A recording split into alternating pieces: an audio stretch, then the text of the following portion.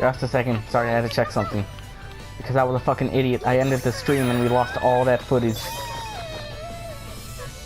Don't worry, nothing cool happened except for all the cool shit that happened.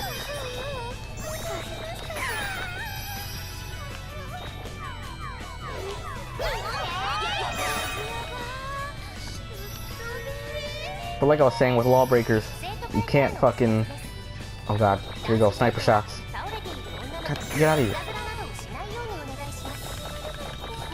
You know, you can't be this like cocky, you know, we're about to destroy Overwatch guy. Especially not after the success of Overwatch. Like, I could understand Battleborn, them being cocky, you know. They thought they had the pedigree of first-person shooter over Blizzard. But after you saw it was $1 million franchise, for you to be like, nah, fucking, that shit sucks. It's like they wanted their game to bomb.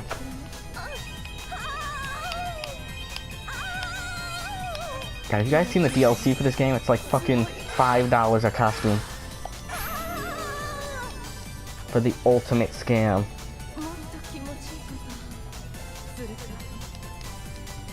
Lewdness was our highest stat, and it's now our lowest.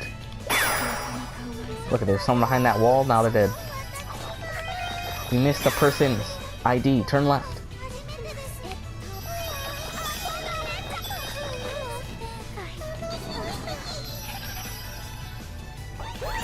And Nintendo Direct, not much to say. You know, Wonderful 102 basically confirmed. Bayonetta 3, not really confirmed at all. Same thing with Smash. I feel like people are a bit overreacting to that. But you know, if that's what you think will happen, feel free to get disappointed. Feel free to get disappointed when they're like, hey guys, we're making another Metroid Fusion Force 3. 2 and 3, we're gonna package them as one game. Because we know you guys love it so much.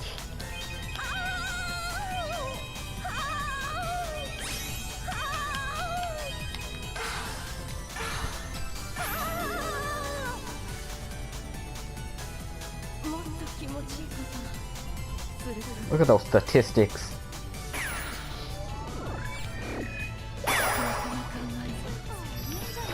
Got it. Game idea book. What does that mean? Oh fuck, we had another chance to shoot and I wasn't paying attention.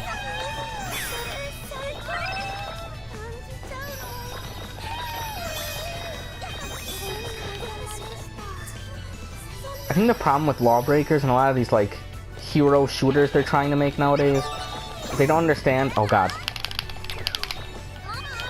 They don't understand like what made Overwatch Heroes so interesting was that like not everything was explained, or at least that's what in my eyes I think made it that interesting, because like, you know, they don't explain why McCree is like a cowboy dude. He's just a cowboy dude. And a lot of these other games try to get so in depth with backstories and like making you sympathetic. It's like, you know, it's like what Jeff Kaplan said in his video where he answered questions. He was like, yeah, we just let the fans do whatever they want with the characters, because we don't care.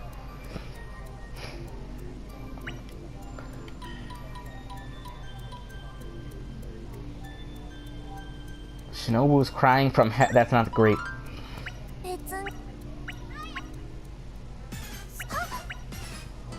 What the fuck is this? A demon familiar. We gotta summon Shiva.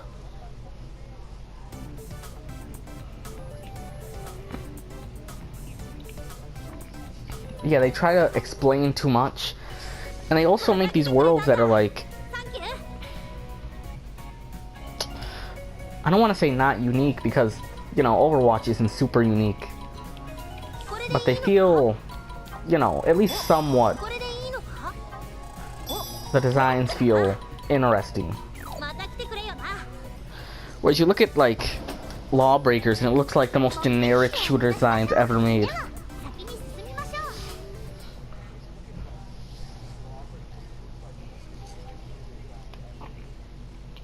I guess it's an anime game, so I don't know if the type of people who would watch this Let's Play / stream would like care about Lawbreakers. Let's talk about Persona then, because I think I'm one of the people in a small audience of Persona fans who enjoyed P4 more than P3. Nope, got him. Or not P4 more than P3. P4 more than P5. And that's mainly because I don't know, I feel like the whole... Oh, what? Let's go to the right. I feel like the whole, like, doom and gloom of Persona 5 versus the whole kind of light-hearted story they went for in 4. Because, you know, 4 was my first Persona game. I feel like it was just sort of a jarring change for them to be like, nope, suddenly it's not that.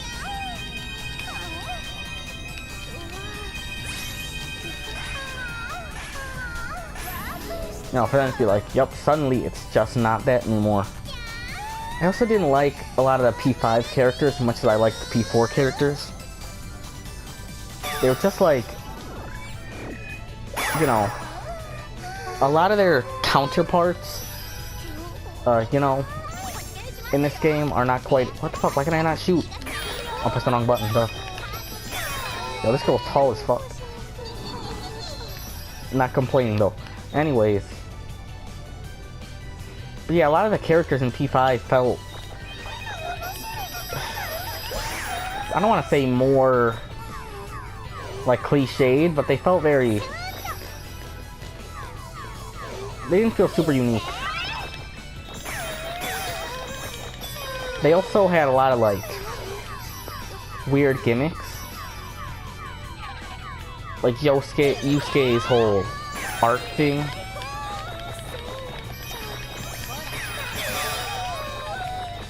Was that Shinobu right there? Nope. I'm doing a horrible job at like trying to say something about P5. But like, I just feel like the characters weren't as interesting to me.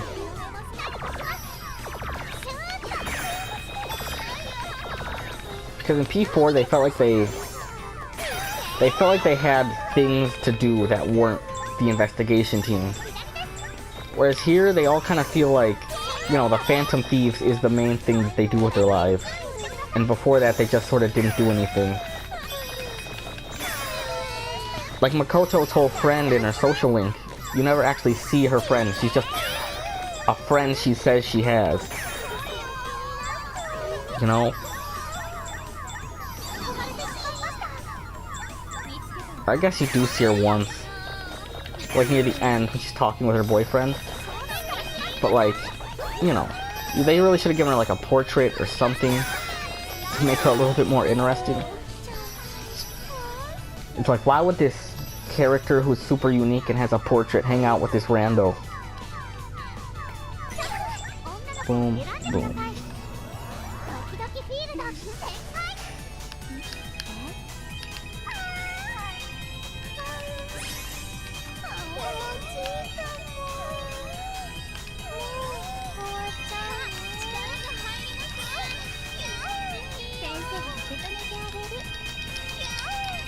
Seems like poking them is a lot more effective in terms of getting your score averages up. Goddamn, do I not have a water? Some water.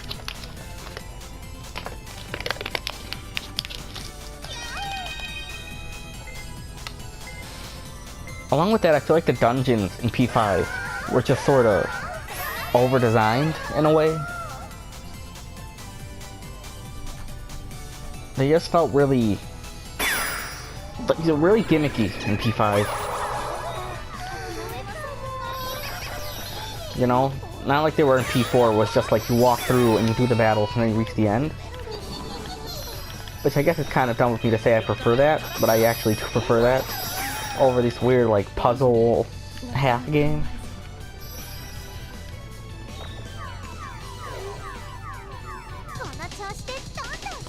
Not to say I think P4 is like the better game, I just personally prefer it to P5.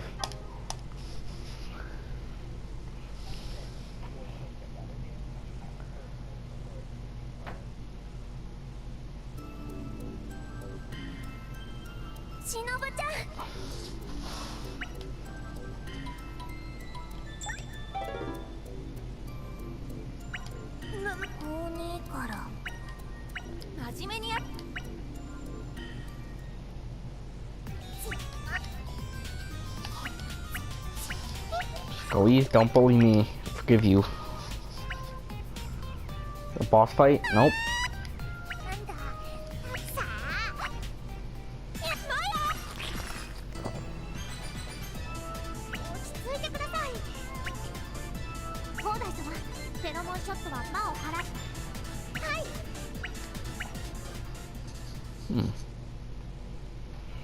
I also felt like a lot of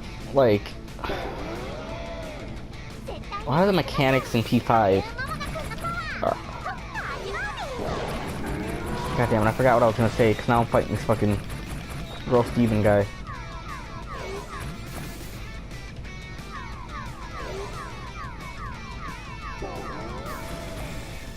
Oh yeah, what I was gonna say was, like, a lot of the mechanics didn't really seem like they had a huge reason for existing. Like, the whole gun mechanic wasn't really, you know, anything when you think about it. Like, barely anything is ever weak to gun. The gun attacks don't do any more damage, from what I can tell, than, like, a normal attack. It's just like, I don't know. Oh, I gotta look inside of him.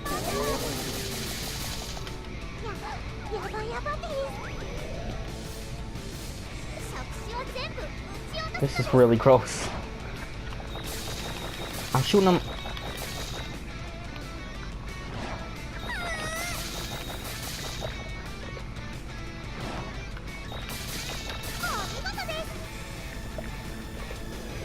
This isn't censored on Twitch.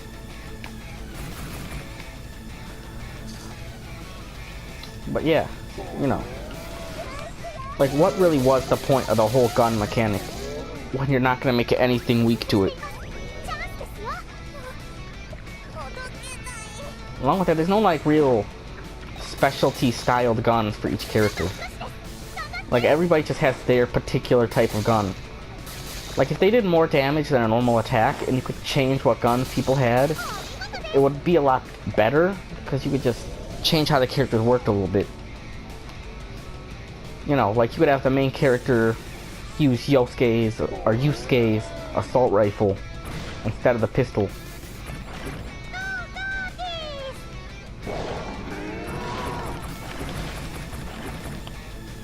And then it would be like, you know, just some amount of changing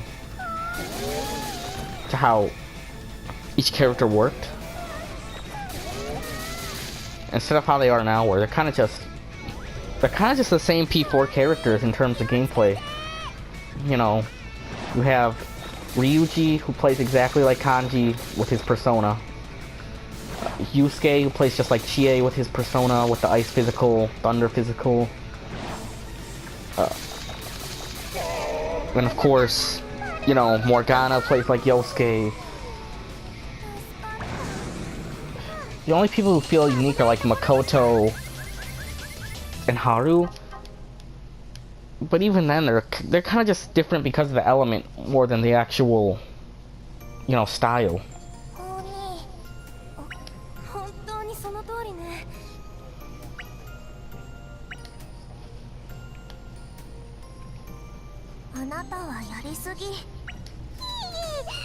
She needs to collect stamps for her homework.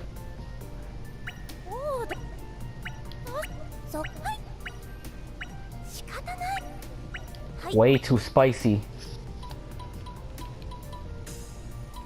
I got danced straight from the heart.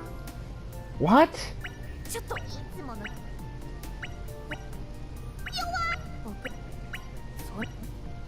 Kiss ass. You two really are. Don't worry, I am actually reading this stuff, even though it seems like I'm clicking through them really fast.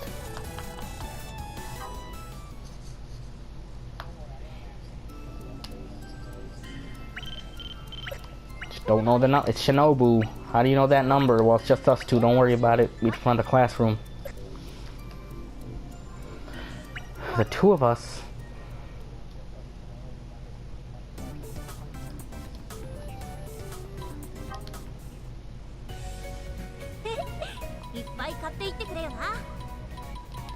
Pretty sure we got all the basic stuff for now. It's just like passive upgrades. Yeah, I'm just gonna keep getting blue energy drinks until they run out.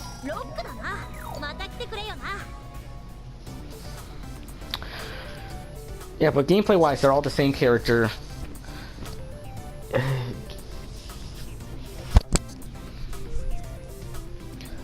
Along with that, the new idea of social links unlocking mechanics, I feel, personally kind of lends itself to this weird, if you don't do this social link, you're gonna be super inconvenienced. Like, if you don't do fucking, what is his name? What is his name? I forget it, because his thing was so forgettable. Fucking... Oh my God, what was his name? I actually can't remember his name. Like, Mishima, that's what his name was, Mishima.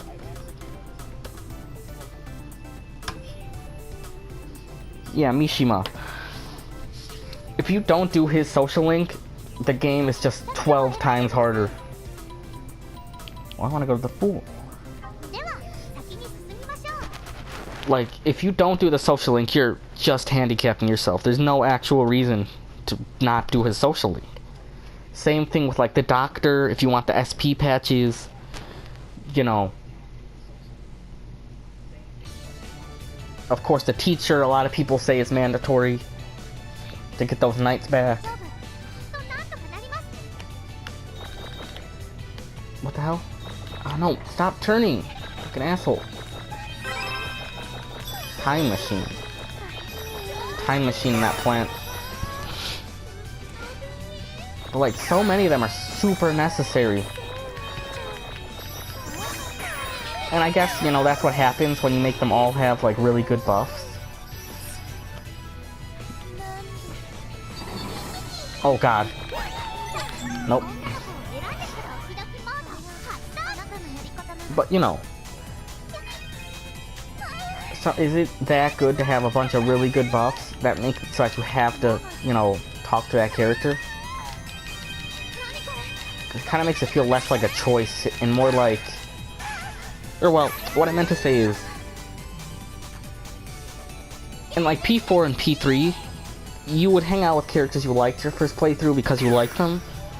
You know, because the whole social link persona crafting buff wasn't, like, a crazy, powerful thing. It was just something you had.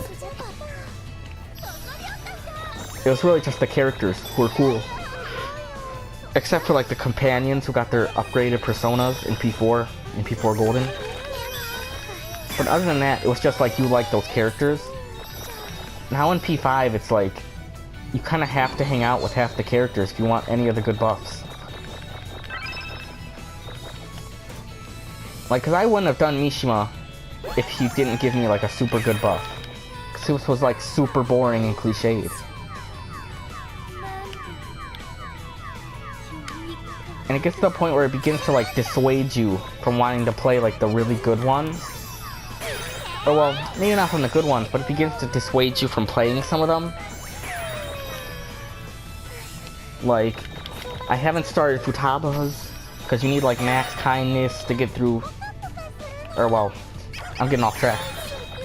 Well, that's a... There's the thumbnail right there, boys.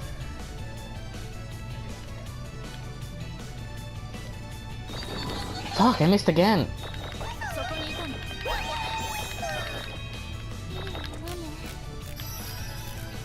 But... You can tell I don't do Let's Plays. So I forgot what I was saying. But yeah, now I remember. Basically, the whole thing is, you know, the Gun Kids' whole social link started, and I didn't even try and progress it. Because I didn't think the gun skills would be that necessary.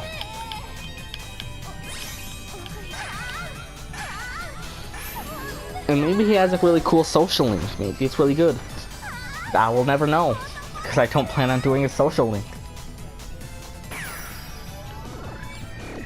Oh wait, no. Fuck, we should have got the ghost girl. Shit.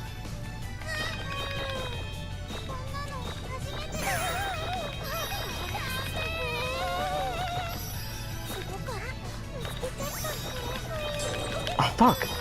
But yeah. What was she even saying? The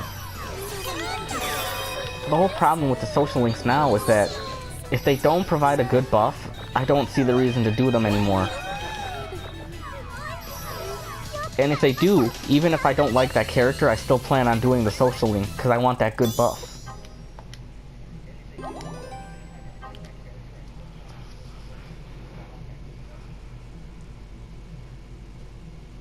And I guess like the whole social stats thing is more a problem with Persona as a series than it is P5 in particular.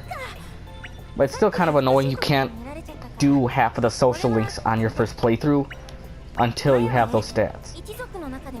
Like there's no way to do Futaba on the first playthrough unless you're like super maximizing your time to make sure that you have enough kindness. And chances are if you do, you won't be able to do, you know, you won't be able to do Makoto, you won't be able to do Yusuke. I think needs a stat. I think he needs craftsmanship or whatever the whole sleight of hand thing is. It's just kind of annoying they put those barriers there so that you couldn't get through it on the first playthrough, technically. I imagine there's somebody who's done a playthrough who said, yeah, I got you everything on the first playthrough, but you know, you probably have to complete the entire temple, the entire palaces in one playthrough and all that. Or entire palace in one day, then do a bunch of stuff. Also, the characters aren't available 100% of the time on a day. So like, I imagine there's a bit of RNG involved in terms of like, oh, what is this? Hey. But I imagine there's like some RNG involved with getting a perfect first playthrough. And that's because a lot of the time you'll wanna go hang out with Yusuke because you're at like rank 9 and you finally have the correct craftsmanship or whatever. And he's just not there. He's just not at the place he's supposed to be.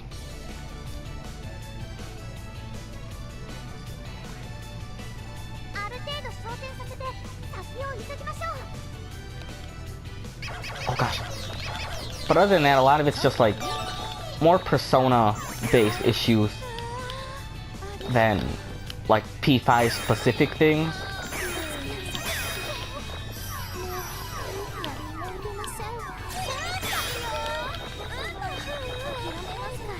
Other than that, I think, yeah, other than that, I like most of P5 a lot better than P4.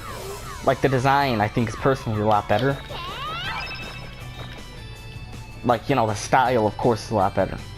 But I don't know.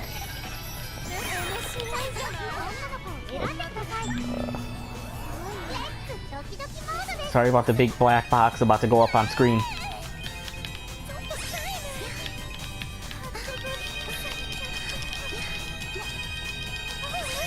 There we go.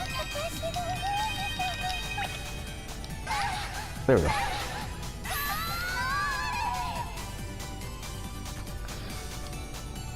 Oh, god damn it. We lost more stats in the game from that. But with P5, it's just...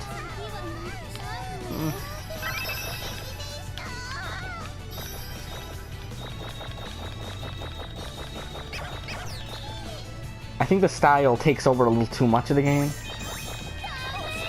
Because in P4, they used, you know, the whole yellow and the... I guess technically it's in both, but mainly in Golden, a lot of that rainbow aesthetic. But it wasn't like as heavy as it is in P5, where like everything in P5 is red or black or blue if you're in the Velvet Room. Damn it.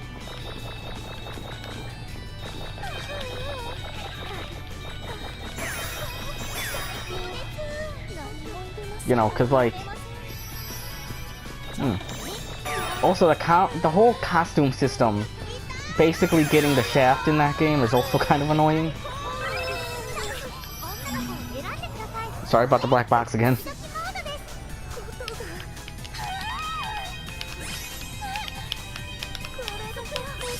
And we're out. But oh damn, what was I saying? Jesus!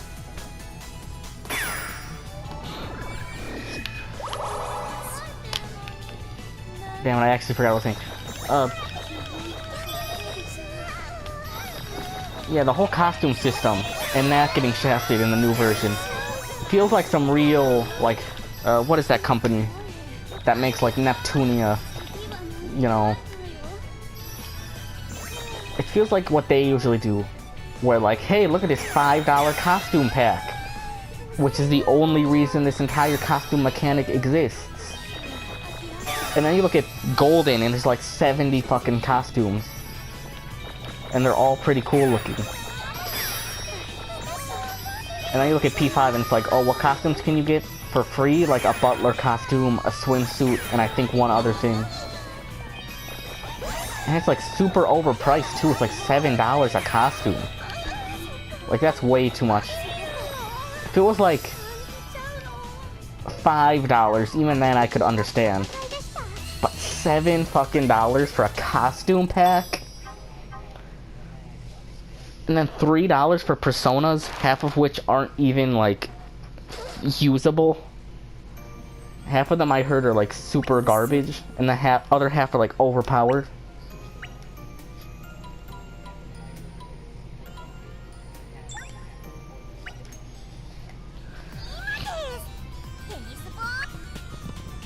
What? Also, it kind of feels like... unlike in P4, your team is just constantly getting shit on by everybody. Like, everybody's just trying to fucking destroy you. Mentally or physically. Whereas in P4, you know, there were nice people outside of the investigation team. In P5, everybody's just an asshole. Like everybody, the teachers, even some of the social link people are kind of assholes at first.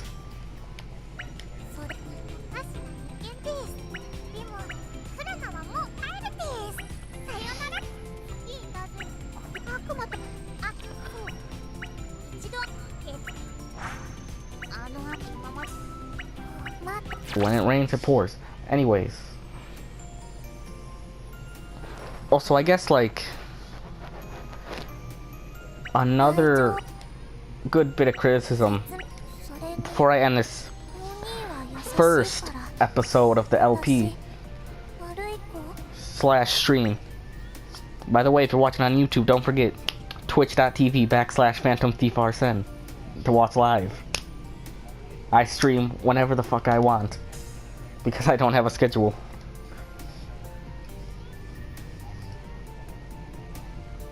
What's happening? Oh, I clicked fucking hide frame.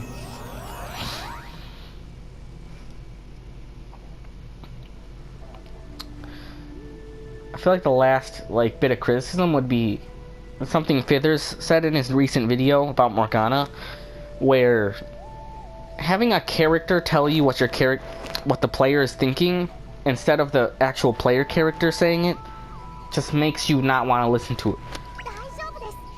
You know, because in P4 it was just like, oh, I'm super tired, I'm gonna go to sleep. You know, and you, as the player character, said that to yourself. Whereas now, it's like Morgana's just on your ass about getting to sleep. Like, just any time you do anything in the day. Like, you take a sip of soda and he's like, you know, you're too fucking exhausted, you're gonna pass out, you need to go to sleep immediately.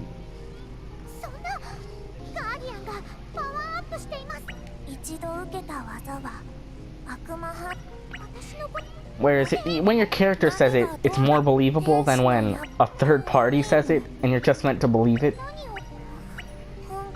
And like watching a German Spies LP of P5, which I would recommend, it's a really good Let's Play. Like, he goes to the batting cages or something, or some store, and Morgana's like, oh, we probably don't need this. And it's marked on the map as a thing.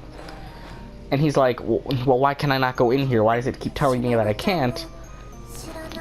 Because when your character says it, you just believe, okay, I don't need this right now. When a other character says it, there's no... Like, there's no feeling, no weight to what they're saying.